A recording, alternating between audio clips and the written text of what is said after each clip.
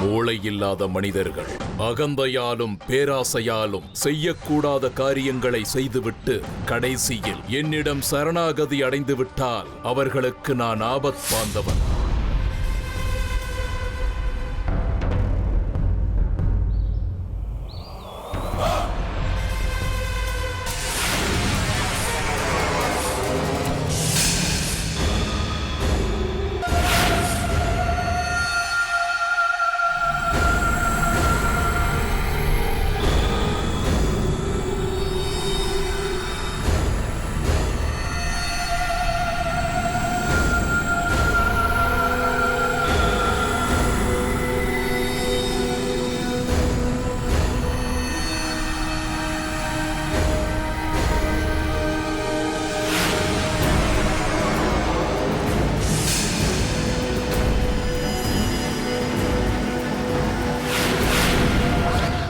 ஆபத் பாண்டவங்கிறது கிருஷ்ண பரமாத்மா. அவரோட உங்களை நீங்க ஒப்பிட்டுக்கிறது சரியில்லை. நான் எதுவுமே பேசல. உங்ககிட்ட நான் ஒண்ணு மட்டும் சொல்றேன். தேடிக்கிட்டு வரும்போது 4 முறை விசாரிக்கலாம். வந்ததுக்கு அப்புறம் நம்பியே ஆகணும். யார் நீங்க? சாமி கையெடுத்து கும்பிடுங்க, கால்ல விழுங்க. சரணாகதி அடையணும். சரணடைஞ்சா காரியம் சித்தி. நம்பியாகணும். நம்புனா முக்தி.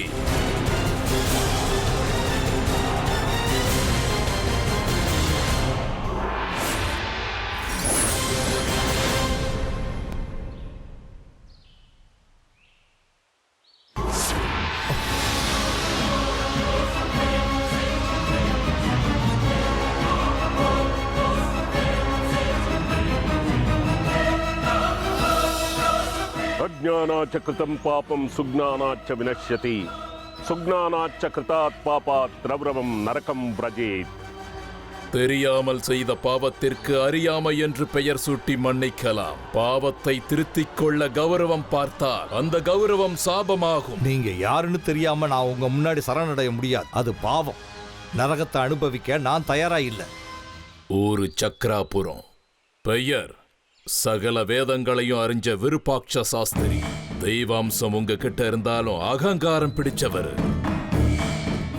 வாயால சொல்றது வேதம், பூஜை பண்றது அந்த திரிபுர சுந்தரிய, சாப்பிடுறது சுத்த சைவம். ஆனா தேடி வந்திருக்கிறது அசைவ பிரியன.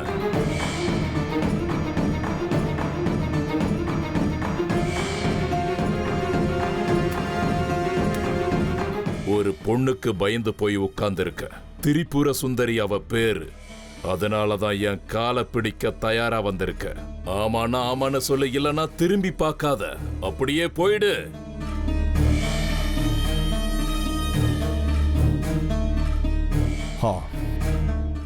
நீங்க சொன்னது உண்மை. சூரியன் அஸ்தமனமாகிற மேற்கு திசைக்கு வா. தீர்வு சொல்ற. அந்த பொண்ணை உங்களால முழுசா ஒழிச்சு கட்ட முடியுமா? நாட்டியே மந்திரத்தை சொல்ல கேளு. நலமாய்தான் ஜபிக்க 3 காலம். ஊட்டியே ஓம் நமோ பகவதே கிரமா காலி சாமுண்டியாயி நிட்டியே வைரவி சாமண்டி ஓங்காரி நிமில மகாசக்தி நமக. விசனம் வேண்டாம், விசனம் வேண்டாம். உனக்கொரு பரிகாரம் நான் சொல்வேன். இறுதியில் வெற்றி உனக்கே. நிலையில்லாத இந்த உலகத்தில் ஜெகதீசனான உமா மகேஸ்வரனை நம்புவதென்றால் உனக்கு ஜனன மரணங்கள் இருக்குமேயானால் பரம பதத்தையே மாற்றும் சக்தி தருகிறேன். வெற்றி உன்னை தேடி வரும். அம்மா, ஒரு கிளாஸ் காஃபி கொடுமா. சேகரா, பெரிய பிரச்சனை ஆயிடுச்சுடா. நீ இன்னும் கொஞ்ச நேரம் தாமரமா வந்திருந்தா இன்னும் பெரிய பிரச்சனை ஆயிருண்டா. சுந்தரிக்கு என்னாச்சுமா? சுந்தரிக்கு ஒண்ணும் இல்லடா. உன் பொண்டாட்டி லலிதாவை முதல்ல போய் தடுத்து நிறுத்து. இல்லம்மா, லலிதா என் கூட பேச மாட்டேன்னு சொல்லிட்டா. என்னை பார்த்தா மூஞ்சியை திருப்பிக்கிட்டு போவா. அவளை நான் என்ன தடுக்கிறது? தற்கொலை பண்ணிக்கிறேன்னு பயமுறுத்திட்டு போயிருக்காளா? பயப்படாதீங்க. கோயிலுக்கு போய் அந்த அம்மன் சந்நிதியில் உட்காந்துக்கிட்டு இருப்பா. கோவம் குறைஞ்சதுக்கு அப்புறம் தானே வீட்டுக்கு வந்துருவா. எனக்கு காஃபி கொடுங்கம்மா, ரொம்ப தலைவலிக்குது. முதல்ல நான் சொல்றத முழுசா கேளுடா. நீயா ஒரு முடிவு பண்ணிட்டா இப்படி? சரி, என்னன்னு சொல்லுங்கம்மா. உன் பொண்டாட்டி இப்ப போயிருக்கிறது தற்கொலை பண்ணிக்கிறதுக்கா இல்ல, கோவிலுக்கு இல்ல. வேற எங்க போயிருக்கா? அவ தங்கச்சி வீட்டுக்கு. அவ்வளவுதானே. தங்கச்சி கூட சண்டை போட்டிருக்கா, அவளை சமாதானப்படுத்திட்டு வருவா, விடுங்க. அவ அந்த சுனிதாவோட காலை உடைச்சிட்டு வரேன்னு போயிருக்கா. அட கடவுளே, எதுக்காகமா அவளை போக விட்டீங்க? நான் வர வரைக்கும் தடுத்திருக்க கூடாதா? சேகரா, இந்த வீட்ல யாரா என் பேச்ச கேக்குறாங்க? கிளிப்புள்ளைக்கு சொல்ற மாதிரி சொன்னேன். பேனாண்டி, சேகர வரட்டும், பேசி தீர்த்துக்கலாம்னு சொன்னேன், கேட்கலையே. சரி, நான் கூட வரேன்னு சொன்னேன், அதுக்கும் அவ ஒத்துக்கலடா. கிளம்பு, முதல்ல பிரச்சனை வர்றதுக்கு முன்னாடி அவளை தடுத்து நிறுத்து.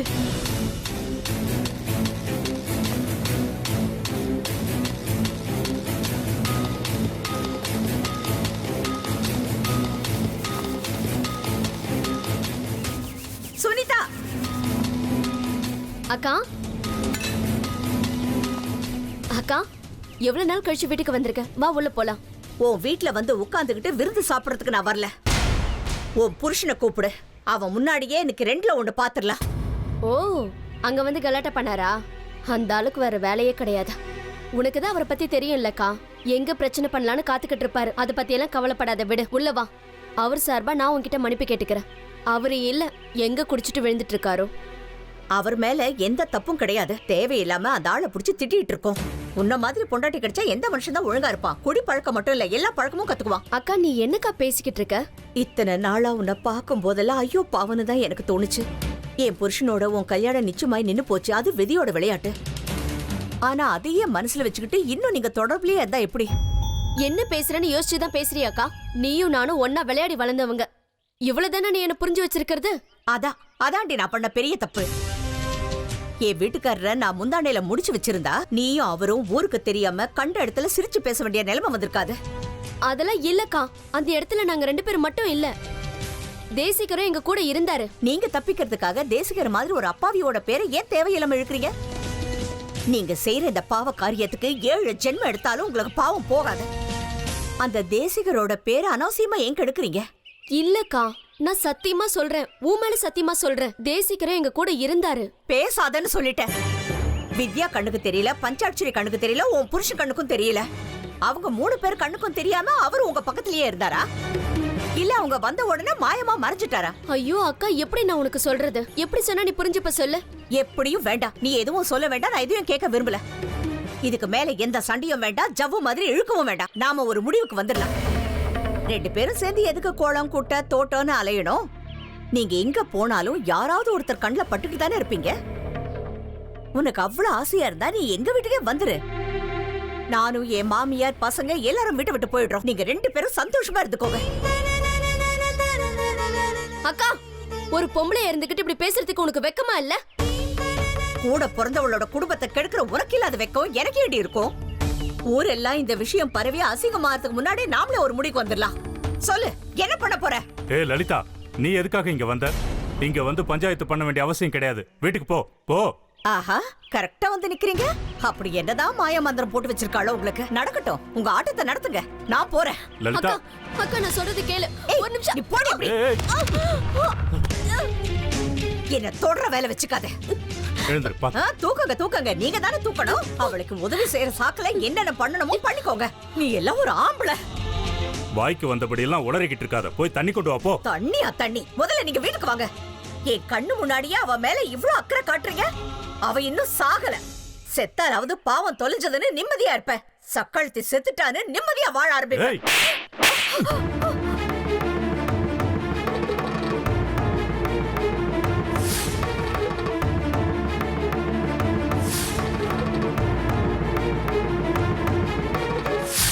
அப்பா, எனக்கு ஏன் இந்த தண்டனை?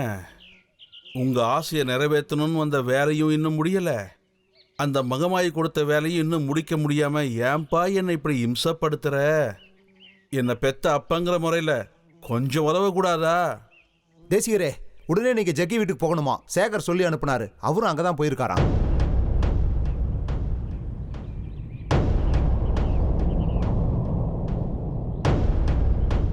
இல்ல லலிதா, சத்தியமா நான் உனக்கு துரோகம் பண்ணல. ஏன் தேவையில்லாம எங்க 2 பேரையும் சம்பந்தப்படுத்தி நீங்களும் வேதனைப்பட்டுக்கிட்டு எங்களையும் வேதனைப்படுத்திக்கிட்டு இருக்கீங்க? என்னோட கேள்விகளுக்கு நேரடியா பதில் சொல்லுங்க. போன கண்ணை முடிக்கிட்டே பால் குடிச்சிட்டு உலகம் இருண்டு போச்சுன்னு நினைக்குமா? ஒண்ணும் இல்லன்னு சொல்றீங்க. அப்படி ஒண்ணும் இல்லனா வீட்ல இருந்து வெளியே போய் யாருக்கும் தெரியாம சந்திக்க வேண்டிய அவசியம் என்ன இருக்கு? இருக்கு, அவசியம் இருக்கு. இவ நம்ம வீட்டுக்கு வந்தா 1008 பேச்சு வருது. இவ புருஷன் எப்படிப்பட்டவன்னு எல்லாருக்கும் தெரியும். எங்க கஷ்டத்தை வேற எங்க நாங்க பகிர்ந்துக்கிறது சொல்லு? மரத்துக்கு மறைவிலையும் யாருமே இல்லாத இடத்துலயும் தோட்ட துறவத்திலையும் தான் நீங்க கஷ்டத்தை பகிர்ந்துக்குவீங்களா? யாருக்கும் இல்லாத கஷ்டம் உங்களுக்கு மட்டும் என்ன? நீங்க தாலி கட்ட பொண்டாட்டினா என்கிட்ட கூட சொல்ல முடியாத கஷ்டத்தை இவகிட்ட சொல்லுவீங்களா நீங்க? ஆமா, சில விஷயங்களை பொண்டாட்டி கிட்ட கூட மறைச்சு வச்சு ஆகணும். காரணம், உன்கிட்ட சொல்ல முடியாத சூழ்நிலையில நான் இருக்கேன். போதும், சமாளிக்கிறதெல்லாம் போதும். இந்த உலகத்துல யாருமே நம்ப முடியாத கதையெல்லாம் கட்டுறீங்க. நீங்க சந்திக்கிறதுக்கு ஒரு காரணம், நீங்க பேசுறதுக்கு ஒரு காரணம், மாட்டிக்கிட்டா அதுக்கு ஒரு கதை சொல்லுவீங்க. யார் நம்புவாங்க? அக்கா, ஒரு தடவை சந்தேக போய் மனசுக்குள்ள வந்துருச்சுன்னா அவ்வளவுதான். யார் என்ன சொன்னாலும் எதை பார்த்தாலும் அது உண்மையா இருந்தாலும் அவங்க கணக்கு பொய்யாதான் தெரியும். வேண்டாம்க்கா, உன் மனசுல இருக்கிற அந்த சந்தேக பைய தூக்கி ஏறி, அப்பதான் உனக்கு நிம்மதி, எங்களுக்கும் நிம்மதி. பேசாதன்னு சொல்லிட்டேன். என்னடி சந்தேக பேய்? சுந்தரிக்கு 16,000 ரூபாய் புடவைய வாங்கிட்டு வந்து கொடுக்கறாரு, அதுவும் ஓன் தோட வச்சு. எப்படி சந்தேகம் வராம இருக்கும்? ஒரு வார்த்தை என்கிட்ட வந்து கேட்டிருக்கலாமே. என்கிட்ட இருக்கிற நகையெல்லாம் வச்சு நான் பணத்தை கொடுத்திருப்பேனே. நான் பெத்த பொண்ணோட ஆசையை நிறைவேற்றணும்னு எனக்கு இருக்காதா? இவருக்கு மட்டும்தான் அவ பொண்ணா? நான் தான் அவளை பெத்தவன். உன் உடம்புல இருக்கிற ஒரு நகை காணும்னாலும் உன் புருஷன் சந்தேகப்படுறதே என் புருஷனை. அது தெரிஞ்சிருந்தும் நீ தோட கழட்டி கொடுத்திருக்க. அவர் மேல இருக்கிற ஆசையில தானே. லலிதா, சீதா தேவியை கூட சந்தேகப்பட்டதுனாலதான் அவ அக்னிகுண்டத்துல இறங்கினா. உன்னோட சந்தேகம் போகணும்னா நான் என்ன பண்ணணும் சொல்லு? ஒத்துக்குங்க. நீங்களும் அவளும் சந்திக்கிறது உங்க ஆசைக்குன்னு ஒத்துக்குங்க. இந்த நிமிஷமே இந்த இடத்தை விட்டு போயிடுறேன். இதுக்கு மேல ஒரு வார்த்தை கூட நான் பேச மாட்டேன். அவ மேல இருக்கிற ஆசையில தானே அவளை சந்திக்கிறீங்க. ஆசை ஆசை ஆசை. நான் அவளை சந்திச்சது ஆசைக்காக இல்ல, நம்ம பொண்ணோட சாவை தடுக்கிறதுக்காகத்தான். நம்ம பொண்ணோட சாவை தடுக்கிறதுக்காகத்தான். நம்ம பொண்ணோட சாவை தடுக்கிறதுக்காகத்தான்.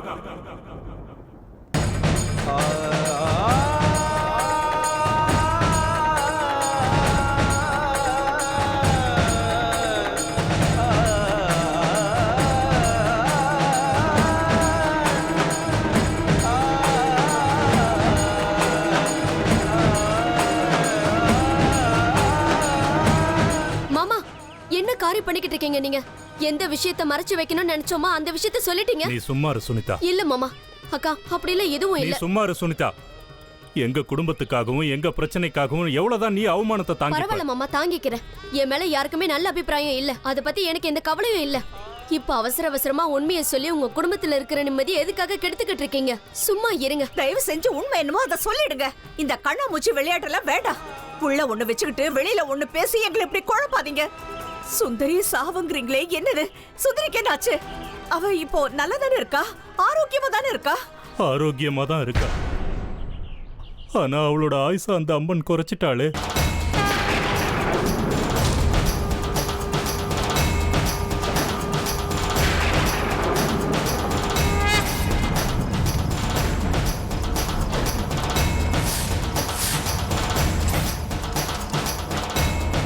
நம்ம பொண்ணு உயிரோட இருக்க போறது இன்னும் கொஞ்ச நாள் தான் லலிதா. நம்ம திரிபுர சுந்தரிக்கு அல்ப ஆயுசு. உற்சவ காலம் வரைக்கும் தான் அவன் நம்ம கூட இருக்க போறா. அப்படின்னு உங்ககிட்ட யார் சொன்னது? நான் தான்.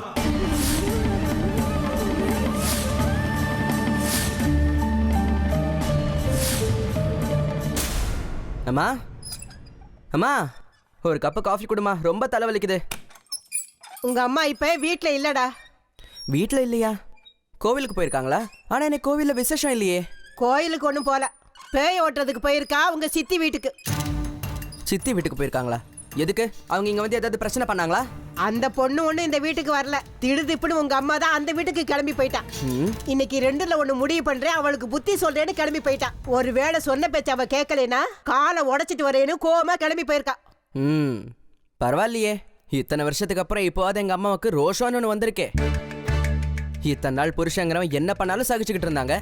இந்த புத்தி அப்பவே வந்திருந்தா இந்த குடும்பம் எப்பவோ நல்லா இருந்திருக்கும். டேய், தயவு செஞ்சு அவ வீடு வரைக்கும் போயிட்டு அங்க என்னதான் நடக்குதுன்னு பாத்துட்டு வந்து சொல்லுடா. புத்தி சொல்றதெல்லாம் சரிதான், ஆனா 2 பேரும் சண்டை போட்டுக்க ஆரம்பிச்சிட்டா அது நல்லா இருக்காதுடா. சண்டை போடட்டும் விடுபாட்டி. புத்தி சொல்லும் போது எங்க அம்மா இழுத்து 2 அரை விட்டாங்கன்னா நல்லா இருக்கும். மிஞ்சி போனா ஆஸ்பத்திரி போவாங்க, போய் பார்த்துட்டு வந்துருவோம். நீ முதல்ல ஒரு காஃபி கொடு பாட்டி, ரொம்பவே தலைவலிக்குது. அம்மாவுக்கு ஏத்த புள்ள கொஞ்சம் வீடு வரைக்கும் போய் பார்த்துட்டு வாடான்னு கேக்குறான் அவன். இந்த வீட்டுல என் வார்த்தைக்கு மதிப்பே கிடையாது. இந்த வீட்டை எல்லாருக்கும் நான் வேறக்காரி மாதிரி தெரியறேனா? அம்மா, நான் ஒன்றும் அறகுறையா ஜோசியம் கத்துக்கிட்டவன் இல்லம்மா.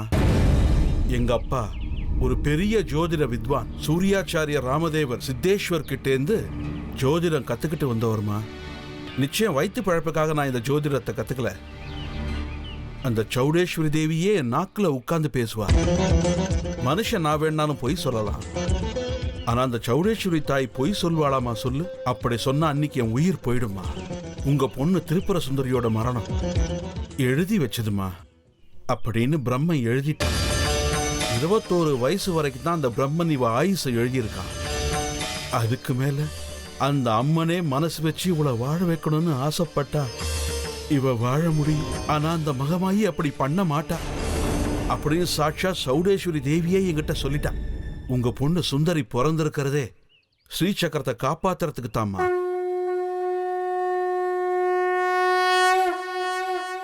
ஸ்ரீசக்கரம் வெளியே வரத்துக்கும் அவளோட வாழ்க்கைக்கும் பல ஜென்ம சம்பந்தம் இருக்குமா. ஸ்ரீசக்கரம் வெளியே வர்ற காலத்துல உங்க பொண்ணு சுந்தரி மூலமா ஏதோ ஒரு அதிசயம் நடக்க போகுது. ஆனா அது என்னன்னு தான் அந்த மகமாயியே தவிர வேற யாருக்கும் தெரியாது.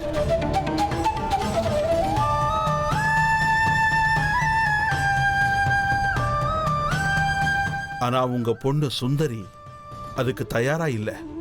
எப்பவும் அம்மனை திட்டிக்கிட்டு வாழ்க்கையை ஓட்டிக்கிட்டு இருக்கா. அவளோட போன ஜென்மத்து கதை எனக்கு தெரியும், ஆனா அதை நான் யாருக்கும் சொல்ல முடியாது. சொல்றதுக்கு சௌடேஸ்வரி தாய் அனுமதி கொடுக்கல. கண்ணு முன்னாடி சிரிச்சுக்கிட்டு ஓடி ஆடுற என் பொண்ணுக்கு உற்சவத்து அன்னைக்கு தான் 21 வயசு முடியுது. உற்சவத்துக்கு இன்னும் 42 நாள் தான் இருக்கு. சந்தோஷமா உற்சவத்துக்கான நாளை எண்ணிக்கிட்டு இருக்கிறதுக்கு பதிலா என் பொண்ணோட மரணத்துக்கான நாளை எண்ண வச்சுட்டீங்களே. இங்க நம்ம விருப்பம்னு எதுவும் கிடையாதுமா. அந்த மகமாயி ஆட்டி வைக்கிறா, நாம ஆடுறோம். ஆனா ஒரே ஒரு வழி இருக்கு. உங்க பொண்ணு அம்மனை திட்டத்தை விட்டுட்டு அம்மனோட பக்தையா மாறணும். அந்த தாய் ஆசைப்பட்ட மாதிரி எல்லாமே நடந்துடுச்சுன்னா ஸ்ரீசக்கரம் பாதுகாக்கப்படுற மாதிரியே சுந்தரியும் உயிர் பிழைக்க வழி இருக்கு. ஒருவேளை அந்த மாதிரி எதுவும் நடக்கலன்னா ஸ்ரீசக்கரம் உற்சவத்துக்கு முன்னாடியே சுந்தரியோட உயிர் போறதுக்கான வாய்ப்பும் இருக்கு. என்ன விதியோ என்னமோ, அந்த விதிக்கு பெத்தவளோட கண்ணீர் கண்ணுக்கு தெரியாதா? தெரியாதுமா. எப்பவும் விதிக்கு முன்னாடி உங்க மனசு கஷ்டமோ கண்ணீரோ எதுவுமே தெரியாது. காலச்சக்கரம் நிக்காம சுத்தும். உங்க பொண்ணுக்கு மரணங்கிறது எழுதி வச்சாச்சு. இதை தடுக்க என்ன செய்யணும்னாலும் செய்யறதுக்கு தயாரா இருக்கும். இதெல்லாம் நினைச்சு பார்க்கும்போது ஏன் தான் உயிரோட இருக்கும்னு தோணுது. தேசிகரையா, இன்னும் வேற ஏதாவது வழி இருந்தா பார்த்து சொல்லுங்க.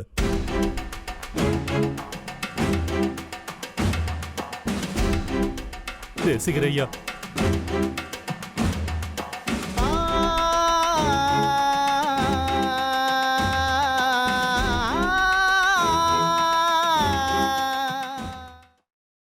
மாதவராவ் எங்கே? கவலைப்பட வேண்டாம், அவனுக்கு ஒன்னாகல. இப்ப எனக்கு தடையா இருக்கிற அந்த பொண்ணோட பேரு சுந்தரி. அவளோட முழு பெயர் திரிபுர சுந்தரி. வயசு 20. அவ தான் என்னோட லட்சியத்துக்கு தடையா இருக்கா. இது தெரிஞ்ச விஷயம், மேல சொல்லுங்க. தெரியும் தான். உனக்கு தெரியுங்கிறது எனக்கும் தெரியும். ஆனா என்னோட காரியம் நிறைவேற வரைக்கும் ஒன்னு அவளை கட்டுப்படுத்தி வைக்கணும், இல்ல மொத்தமா அவளை அழிச்சாகணும். அதுக்காக நான் எவ்வளவு பணம் கொடுக்கணும் சொல்லு. பணத்துக்காக வித்தையையும் புத்தியையும் விக்கிறவங்க கண்டவங்க முன்னாடி துணிய கலட்டி படுக்கிற வேசிகளுக்கு சமமானவங்க. என்கிட்ட இது செல்லாது. நான் வேசி கிடையாது, மந்திரவாதி. வித்தையில சாதனையே பண்ணியிருக்கேன். வித்தைய பத்தி என்கிட்ட நீ போட்டி போடாத. மாய மந்திரத்தை கத்துக்கிட்டா நீ பெரிய ஆளாயிடுவியா? நான் சகல வித்தைகளும் தெரிந்தவன். உபனிஷத்து, வேதம், கீதை, சங்கரர், ராமானுஜர், மாதவா எல்லாம் எனக்கு அத்துப்படி. அற்ப சகவாசம், கௌரவ பங்கம்.